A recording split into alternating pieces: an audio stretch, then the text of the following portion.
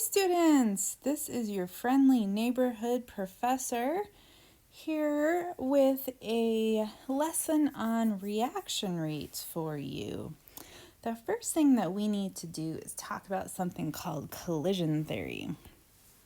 And what collision theory says is that things need to collide before they can react. So they actually need to touch each other before anything can happen. So for the reaction to occur, they've got to smash into each other, but they not only need to hit each other, they've got to hit each other with the right orientation, and they need to hit each other with the right amount of energy. So looking at number 2, we've got this reaction down here. And that's a typical type of reaction that you might see in organic chemistry. And if I wrote it a different way, it might be a little bit more recognizable for you guys. So that's the polyatomic ion hydroxide. And it's got some lone pairs that we don't see drawn on the picture, but we just assume that they're there. And that's going to react with a molecule that we can draw like this. So CH3, CH2Br, and then that's going to go to the product, which we can redraw as CH3, CH2OH, plus the ion bromide. And bromide has lone pair electrons that we often don't draw. We just assume you know are there. Okay, so what has to happen here is our hydroxide has to come on in on the back side of this carbon right there, and it has to hit that carbon, and the carbon has to go, oh my goodness, I only like to have 4 bonding pairs. I don't need another bond here. So in order for that oxygen to make that bond with that carbon right there, that carbon's got to release one of its bonds. And what it does is it says, okay, bromine, you can have the electrons that we are sharing in our covalent bond here. And so bromine takes off with those, and we get this molecule right here. Okay, so we can draw in the lone pairs that we don't see, but you're supposed to know are there. And this funny little thing right here is called a transition state.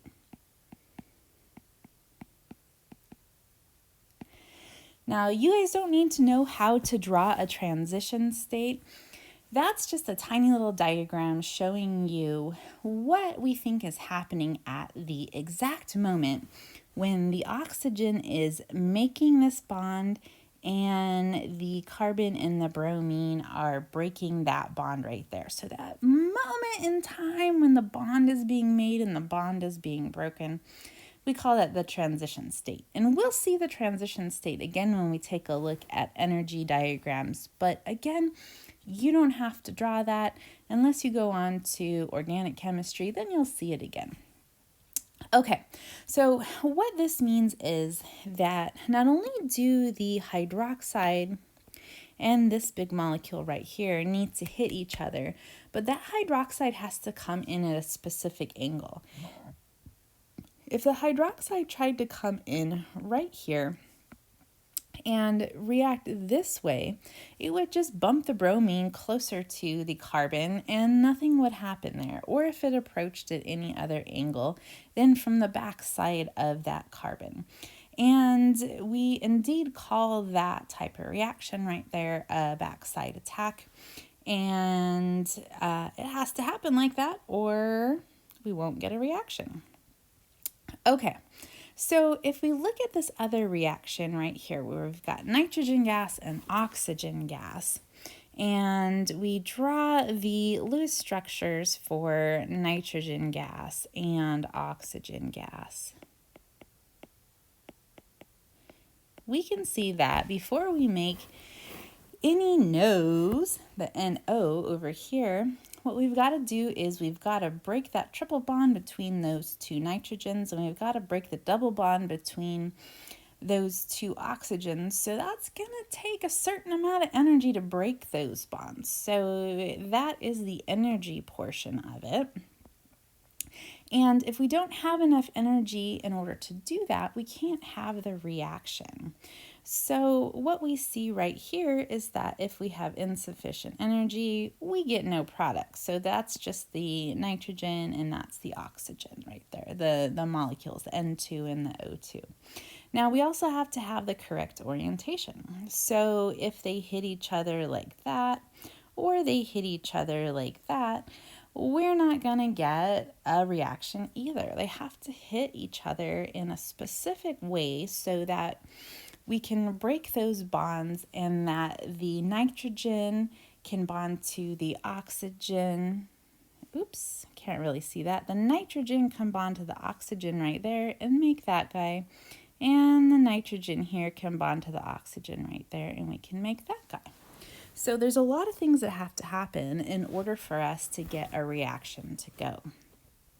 Now, if we take a look at this on an energy diagram, this is what it looks like. So what we have is we have these reactants sitting down here, and we need to put a certain amount of energy into the system for this reaction to happen, because remember, we have to break those bonds. We have to break the triple bond between the two nitrogens, and the oxygen has a double bond between the two oxygens. So it's going to take a lot of energy.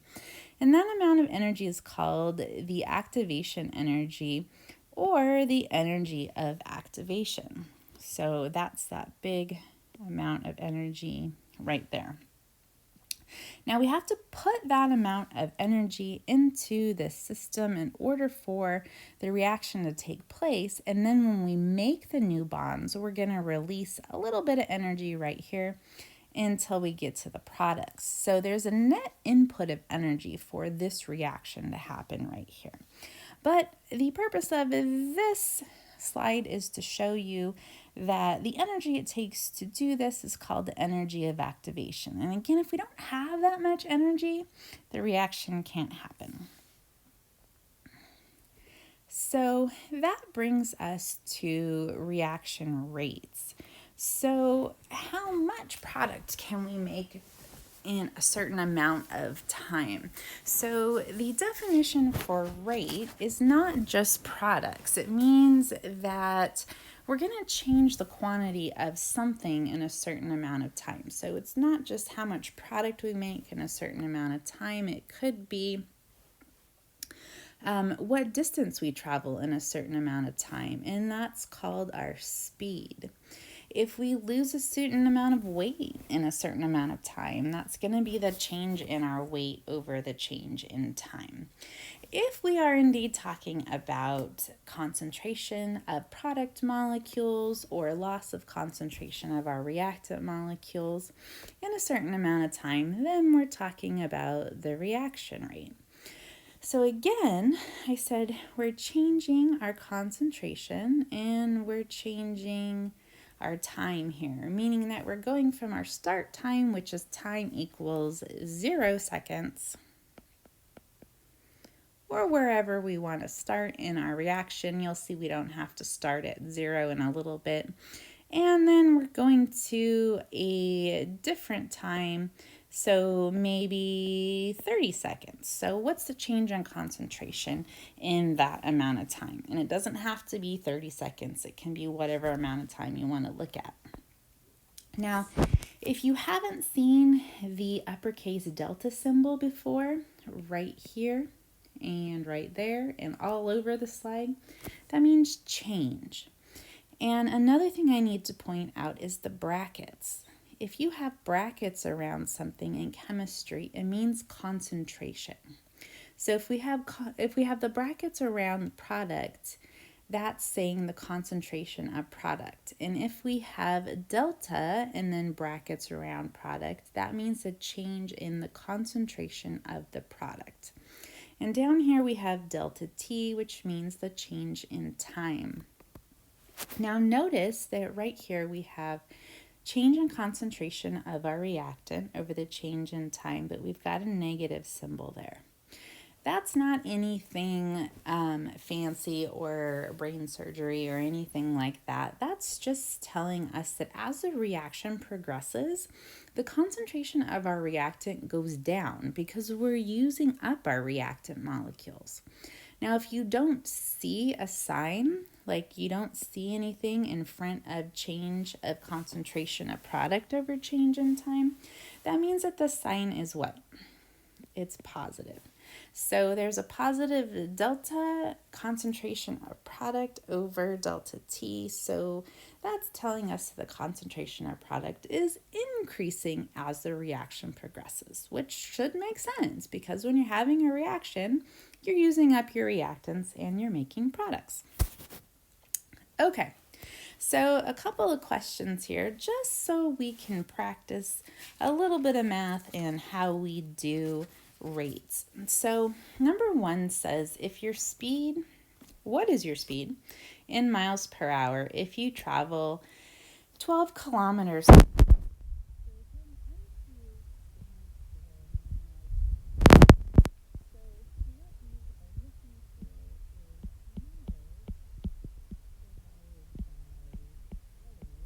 per hour? And what we have is we have 12 kilometers in 10 minutes, which means we have 12 kilometers that we cover per every 10 minutes or in 10 minutes. So we want to switch to miles per hour. So this is going to be a double conversion. And whether you go from kilometers to miles first or minutes to hours first, it doesn't matter. But most of us will go ahead and start with getting rid of the kilometers because that's on top and that's what we're used to. So we're going to let our units guide us, and we have kilometers on the top. So we want to write a conversion factor with kilometers on the bottom. And what we want to get to is miles. Now, this is one of the relationships that we would have talked about in chapter 1. And if you don't know the relationship between kilometers and miles, you would just look it up. You'd just Google it. And what you would find is that in every mile, we have 1.61 kilometers. So we've canceled out kilometers, and now we are in miles, which is what we want on the top.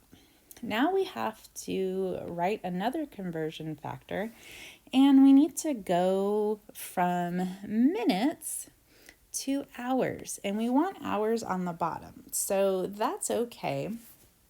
We're just not used to converting some unit in the denominator. That's all this is. But it works the same as if we have a unit in the numerator that we want to get rid of. We want to have minutes over minutes because anything divided by itself is what? Is 1. And where do we want to go? What do we want on the bottom? We want hours on the bottom. So we're going to put hour down there.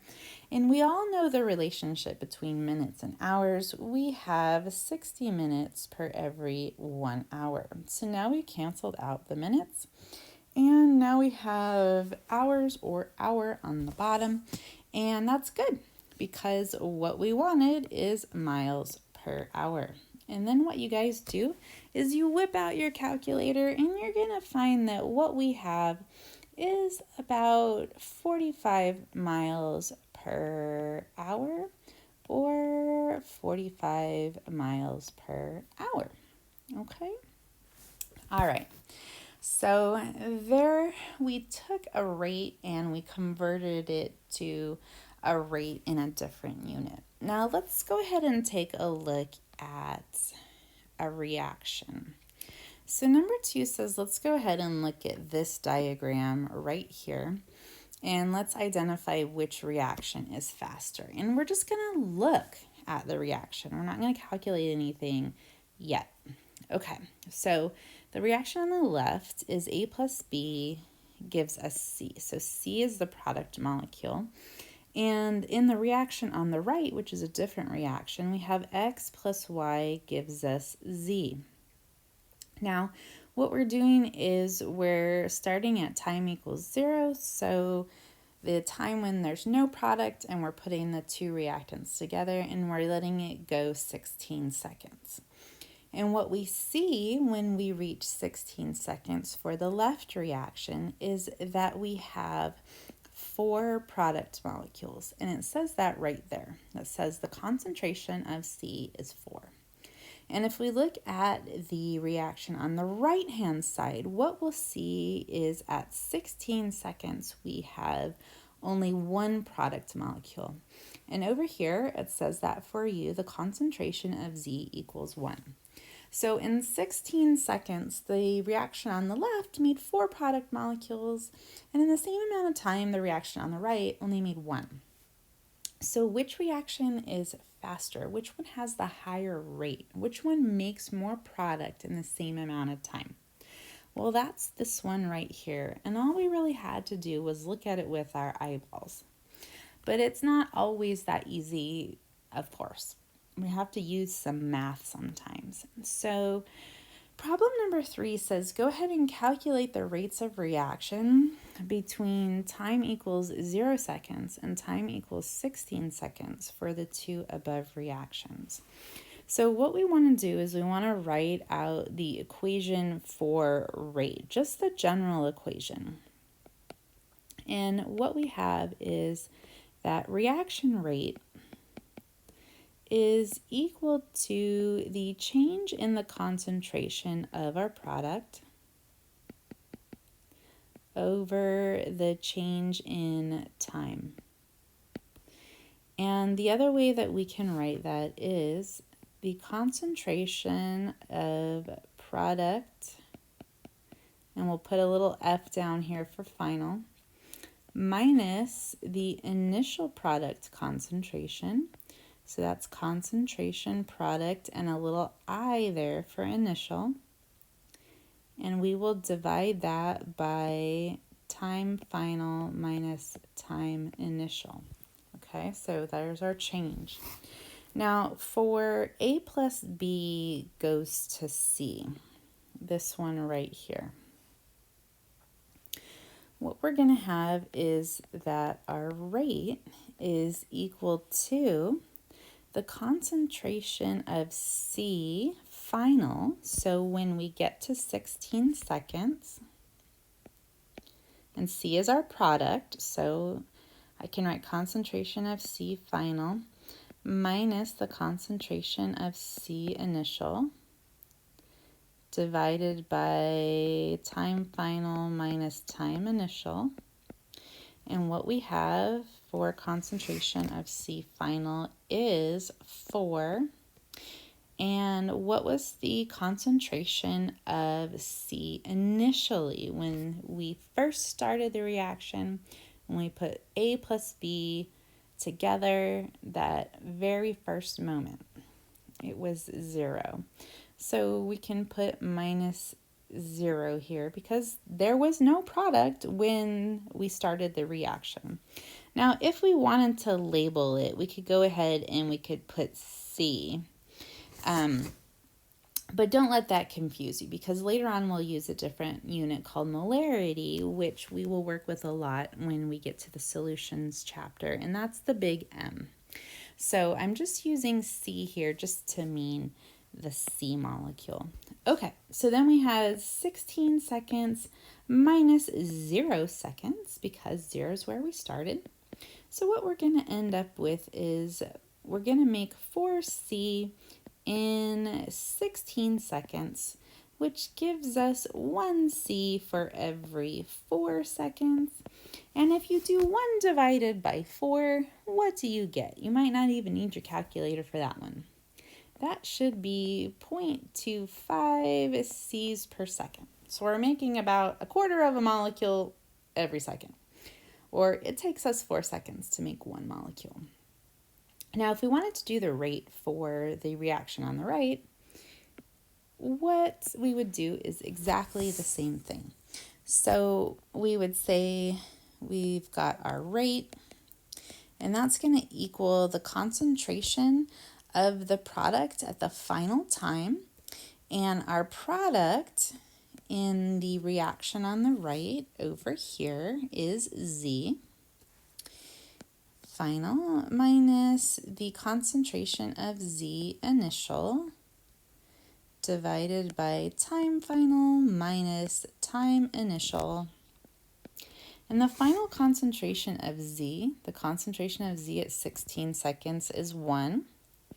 So we can label that as Z. So you get 1 Z there. And what was the concentration of Z when we first started the reaction? 0 right here. And it says right there, at time equals 0 seconds, the concentration of Z was 0. So we have 0 Z. And the final time is the same as it was above in the blue equation, 16 seconds. Minus is 0 seconds because we started at time equals 0. So what we have is 1 divided by 16. And if we do 1 divided by 16 on our calculator, we'll find that we have 0.0625 Z's per second. So you can see that 0.25 is a lot bigger than 0.0625. And yes, I just totally ignored significant digits there. Don't worry about it. The point of this is to show you how to calculate rate, get you guys used to that, and show you that if you have a faster reaction, when you do the calculation, your number will be bigger for your rate, okay? All right, so for the rate of A plus B goes to C between 0 and 16 seconds, we have an average rate of 0.25 C's made per second. Okay, so the next question says, why don't we calculate the rate between 16 seconds and 32 seconds? Because the rate can change, and it does. So what we're going to do for the reaction rate between 16 seconds and 32 seconds is the same calculation, okay? So rate, and we'll go 16 seconds to 32 seconds. Oops, 32 seconds. Again, we're going to get the change in the concentration of our product over change in time. And how we'll write that is the concentration of C final minus the concentration of C initial divided by time final minus time initial. Now remember, you guys, you're looking at what the rate of the reaction is between 16 seconds and 32 seconds. So your initial time is no longer 0 seconds. We started at 16 seconds. So what we're looking at is this right here and this right here. So what we have for our final concentration, and final being at 32 seconds, we've got 6 C's. And our initial concentration is 4. It's not 0 because we started looking at the rate at 16 seconds. So we started with 4 C molecules. Our final time is 32 seconds, and our initial time is 16 seconds. So what we end up with is 2 C's over 16 seconds, which gives us 1 C over 8 seconds. And if we do 1 divided by 8, what do we get?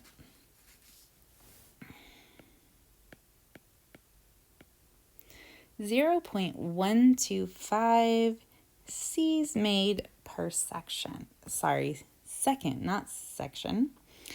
Per second there. Okay, so if we go back and we look at the reaction of A plus B goes to C between 0 and 16 seconds, we can see that the rate was 0.25 C's per second. And here it's 0.125. So 0.25 and 0.125. So is the reaction speeding up or is it slowing down? It's slowing down because 0.25 is bigger than 0.125. And that's okay. We're consuming our reactants A and B, so they're having a harder time finding each other to make C. So let's go ahead and let's look at the rate of the reaction between 32 seconds and 48 seconds. So what we're going to have is the rate of our reaction between 32 seconds and 48 seconds. So we're going to have the change in concentration of the product over the change in time. So you guys are probably really good at the change in time by this point. So what we're doing is we're saying the final time is 48 seconds and the initial time is 32 seconds because that's the time period we're looking at. And we started at 32 seconds, which is in time initial. And we ended up at 48 seconds, which is time final. And remember, it's time final minus time initial. Okay, so what is your final concentration? So down here at our final time, we see that we have a concentration of C of 8. So we have 8 C's, and our initial concentration was what? Is 6. Because our initial time was 32 seconds. So we started with 6 C's. So what we end up with is, again, 2 C's over 16 seconds, which again gives us 1 C for every 8 seconds, which again gives us 0.125 C's being made per second. So what's the relationship between the rate of the reaction from 16 seconds to 32 seconds and the rate of the reaction between 32 seconds and 48 seconds? It's the same. So number 5 says, using the rates of reactions from problem 3 and 4, what can you conclude about the rate as a reaction proceeds? So as a reaction goes along, does the rate usually increase or decrease? What do you guys think? So in this reaction, we can see it starts at 0.25 and then it goes to 0.125 and then it kind of stays there. So what that means is our reaction rate versus time, if we did a little graph of it, it would start out pretty high and then it would level off like that. So that's the type of graph that we're seeing here.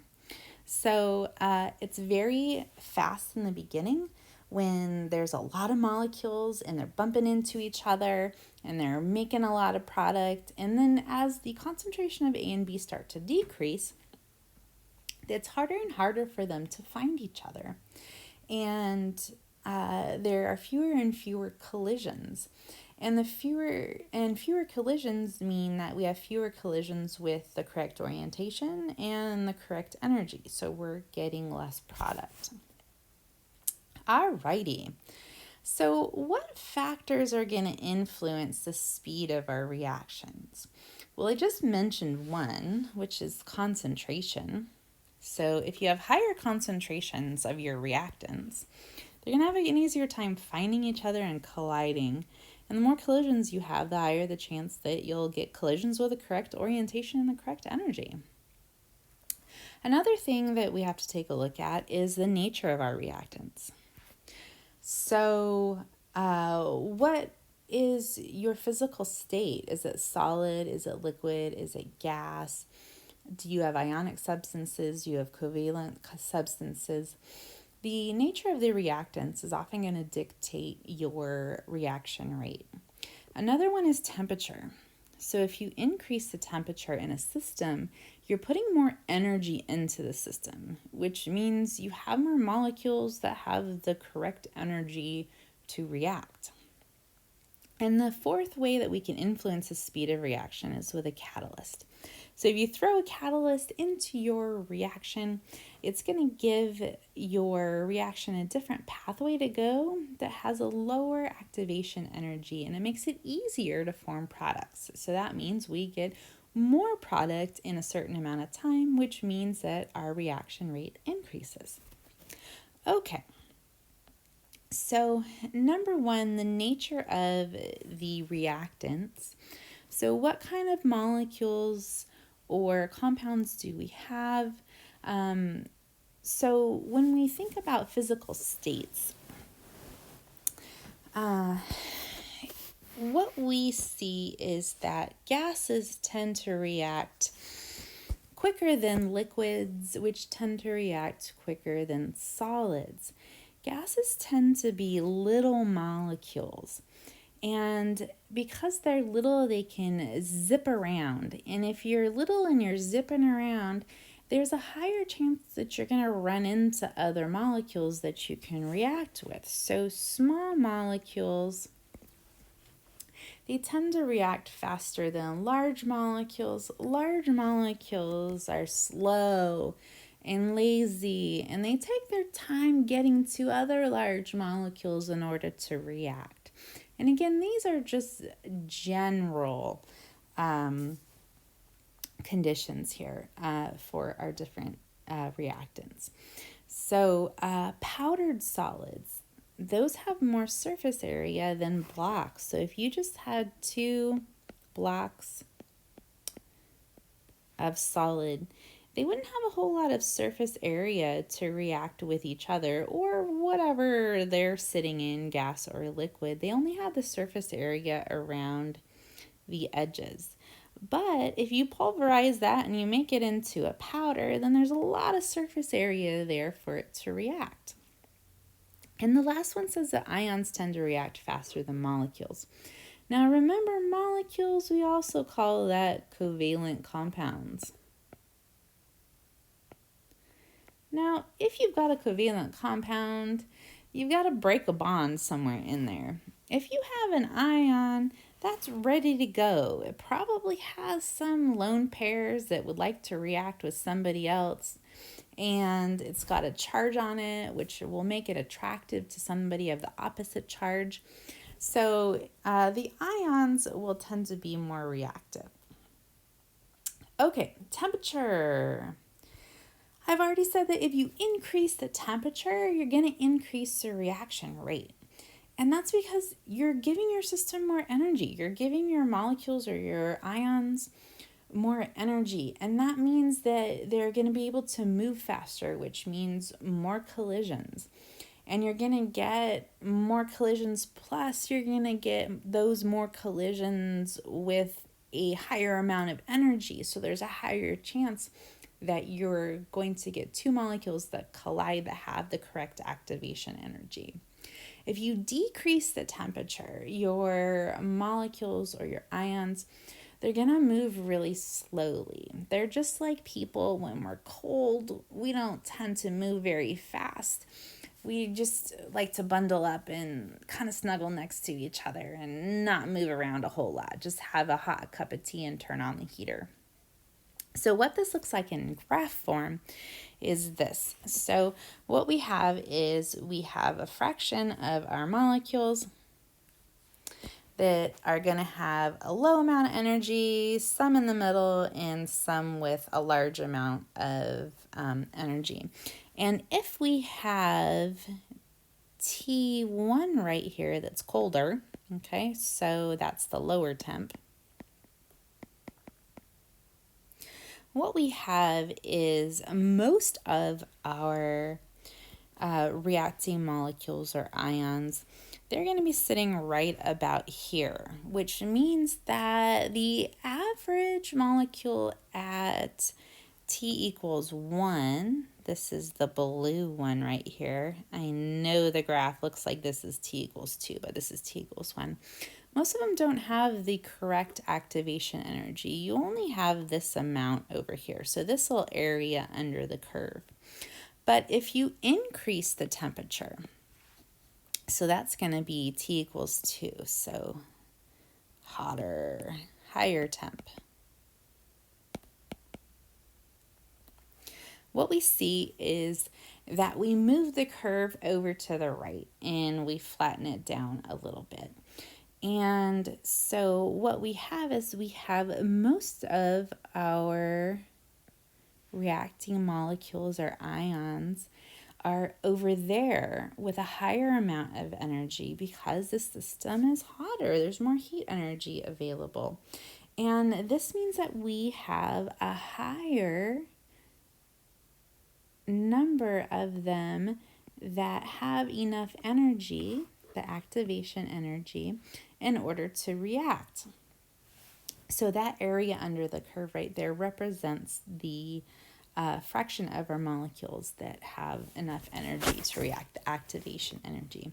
Now, sometimes it helps if we turn this graph on its side like this, and then we can see that we shift this curve up to a higher energy level if we increase the temperature. And that means that we have more A's and B's, more reactants up here to have the correct activation energy in order to react. Okay, so what about concentration? Well, if you only have a few A's and a few B's in your beaker, and they're floating around, and there's very few of them, so they don't even see each other, is there going to be a high or a low chance that they're going to collide? There's going to be a low chance, because if there's so much room between them and they don't even see each other, then they're not going to want to get together and have coffee, okay? So you're going to have some collisions, but you're not going to have as many. Now, if you have a whole lot of A's and B's together, they're going to be kind of crowded and they're going to be bumping into each other, and that gives you a lot of collisions. And a lot of collisions means a higher chance that you're going to have a collision with the correct orientation and the correct activation energy in order to make a product molecule. Yay, product molecules! Alrighty, friends, we're on to catalysts. So a catalyst is a substance that's going to affect the speed of our reaction, but it won't be consumed by the reaction. And if you guys take biology, you'll probably go over protein catalyst a whole lot. And usually at this point, students perk up and they're like, she said biology, yay! And a protein catalyst is a what? An enzyme. Yeah, you guys have heard that before. Okay, so in terms of chemistry, what does a catalyst do? Well, a catalyst is going to give the reaction a different pathway to go on, and that different pathway to go on is going to have a lower activation energy. So if the regular reaction had a really high activation energy, that's kind of tough to surmount. So this is the activation energy right there. You gotta crank up the temperature on that, and if you don't have someone cranking up the temperature, your molecules are gonna be like, oh my goodness, that's a really tough mountain to climb. But if you give it an alternative pathway, a shortcut that has a lower activation energy, so they can be a little bit lazy, what they'll do is A and B will be like, yay! And they'll go on over here and they'll make C. Okay, but the reaction rate will be higher because it's easier. And molecules are like us. They'll take the easy pathway over the hard pathway. All right, so what does it look like in real life to have a catalyst working? So this happens over the Antarctic, and this is what gives us the ozone hole. Now, the ozone hole over the Antarctic is biggest during September because in the southern hemisphere, the seasons are switched. So when we have summer in July and August, they're having winter. And winter in Antarctica means there's not a whole lot of light. They've got what's called a polar winter or a polar night. And in a lot of places, they don't get any light. And so it gets really cold. And your polar night happens in Antarctica from about May 11th to August 1st. And then about August 1st, we start getting a little bit of light. We're coming into spring right about then in the southern hemisphere. And those UV rays that first hit, they have a lot of energy, and they hit the stratospheric clouds. And what they do is they cause chlorine to be released. And single chlorines that aren't in the Cl2 molecule, they're very reactive. And where do we get reservoirs of chlorine? Well, that was from the chlorofluorocarbons that we were throwing up into the atmosphere for years.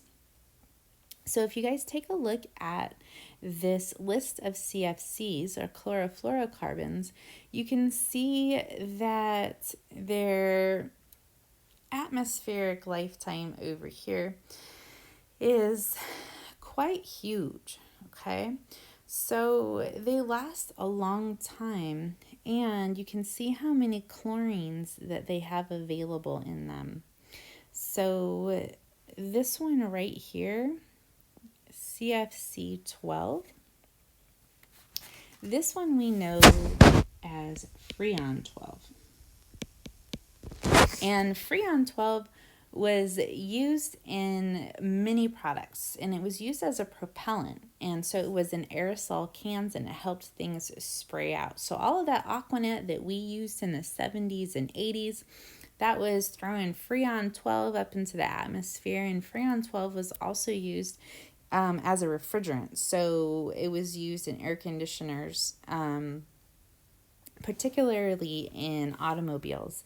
But then along came the Montreal Protocol, and what the Montreal Protocol did was it said that developed countries need to phase out Freon 12 by 1996, and then underdeveloped countries had a lot longer to do that. But anyways, what we were doing is we were throwing all of these molecules up into the atmosphere that had chlorines on them. And after the long polar night, what we'd get is UV rays that would come on in, and they're really high energy. And they'd hit these stratospheric clouds, and the ice particles plus the high energy UV rays would release single chlorines. And what the single chlorines do is they react with ozone, and ozone is O3.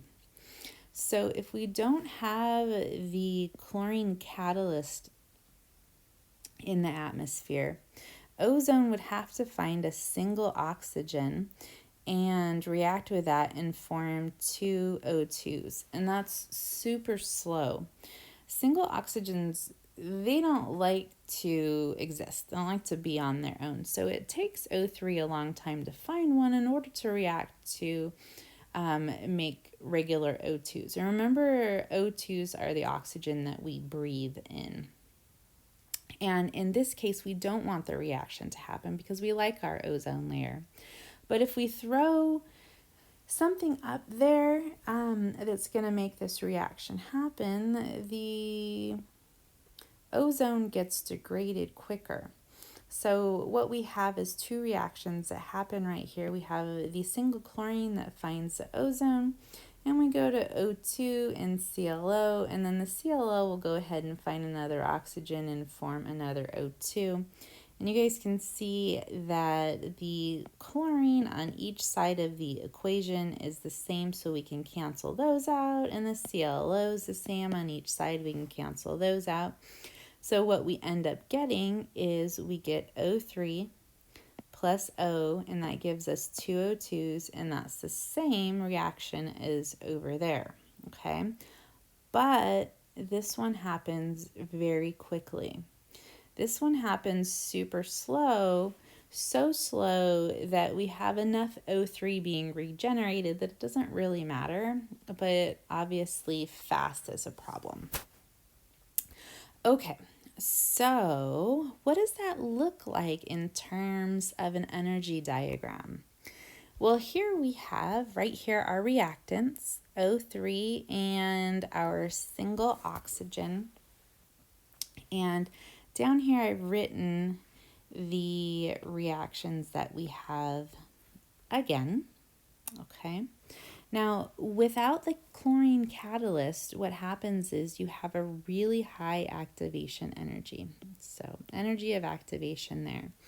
So that reaction doesn't like to happen because it has a really large barrier, that humongous energy of activation, in order to go from O3 plus a single oxygen to a couple of O2s. But if we give this a catalyst, what happens is we have these little activation energies, okay? And that corresponds with these two reactions right here. Each one of those reactions in that set has a little activation energy. And the O3 and the O, what they do is they go, oh my goodness, that looks like fun. Whee! On over to the products. And that's a little unfortunate for us because we need that protection from the UV rays. Okay, so that's an unfortunate catalyst, not calculus. I was about to say calculus. An unfortunate catalyst situation. But let's switch on over to some sugar. And we all love sugar because we're Americans and we like sugar and salt in everything. Okay, so sucrose is table sugar. And that's the sugar we use to cook and put on everything. And sucrose is a disaccharide. It's made up of two monosaccharides, glucose and fructose. But glucose and fructose, they don't like to come apart just naturally. They don't like to just fly apart. So when you have sugar just sitting on your counter, it doesn't just magically come apart into glucose and fructose. So it needs a little bit of help. And how we help those two monosaccharides to come apart in our system is we use an enzyme. So we've got a protein catalyst right here. And what happens is when we name these things, we often name the enzyme with an ASE ending, and the name of the enzyme often corresponds to what it likes to react with. So the sucrose molecule comes along and it plops itself right in the active site of that enzyme, and the sucrase says, yummy, and it gobbles it up, and it helps break that bond between the glucose and the fructose. And then it lets the glucose and the fructose go on their merry way, and the sucrase enzyme goes back to being itself, which is what a catalyst is supposed to do. It's supposed to regenerate itself and not be consumed by the reaction. And then the glucose goes along to our cells, and our cells are like, we love glucose, nom, nom, nom, nom, nom. And then they look at fructose and they're like, I don't know, who are you? And the fructose gets sent to the liver, and the liver is like, I'm really unhappy with the situation here. But anyways, so that's how we digest our sucrose.